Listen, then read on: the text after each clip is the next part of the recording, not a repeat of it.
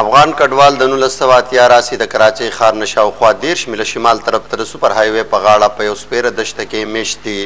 دوی د حکومتي چارواکو نه د بنیادي ضرورتونو د نشوالي په هکله بلها ګیلې لري. دلته مشکلات دغه مشکلات چې اوبه نشته، اوبه په بیه باندې اخو، یوه بشکه په 15 روپۍ باندې اخو، باید چې موږ ته باید نلکې راتېرې شي، اوبه راکړه شي.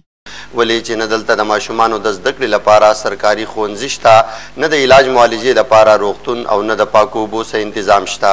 د خاورو خټو په کچکو رکو کې استوګن افغان کډوالو افغان ټي وي ته خپلو خبرو اترو کې داسې وویل: 23 کاله کېږي جوړ شوي دي د افغان کیمپ او توتل آبادي مخ له چکن نه چې خلق واپس کېده، د دې نه مخ نه 3600 کورونه دي.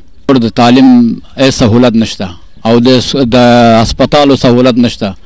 خلق بیماریږي یو په پشا باندې یا پلیری باندې په شتاب کې وړي، شتاب نه بیا سرابګوټ ته وړي، سرابګوټ نه بیا هسپتال ته وړي. ډېر مشکلات دي، د هسپتال نه او د تعلیم نه ډېر مشکلات دي. کراچي ته کراچي په هرې ګلۍ کې بدماشان ناست دي. زموږ اوقات په کاغذه دی، کاغذ ټول غریبان خپل غریبۍ کې مو نه پرېږدي، ویي مو ترټوي مو ویلې یو ظلم سره کېږي، ستم سره کېږي، د خوار و غریب سره کېږي. خوار و غریب نه پایمانه دی، په هر دولت په هر کشور کې پایمانه دی. خوار و غریب د خوار و غریب نړۍ دې ځای ورسېږي. غریب نشي خپله کړلم په داسې سپینه ګیره ما چې په دې باندې مړه زه اوس ولولم، د شا واپس لاړم، د شا واپس لاړم پر بلې ګړۍ باندې رانه شرانه نور پر د ګړۍ په سر کې ناست وی یو څه کړ شراد یې ما ورته غریبي کوم مړه زه اوس ولم.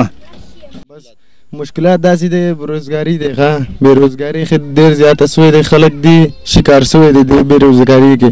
خلک شپې ورځې داسې تېرېږي چې څنګه خلک په قبرستان کې ځان تېروي که نه. خدا د تعلیم دی، درس دی، بیا خدا د اوبو د بجلي او دا شی ګیس دا شی خو وروسته 25 کاله کېږي کیمپ آباد سوی دی، بل 27 کاله کېږي د کیمپ کم سولات اوسه به راغلی نه.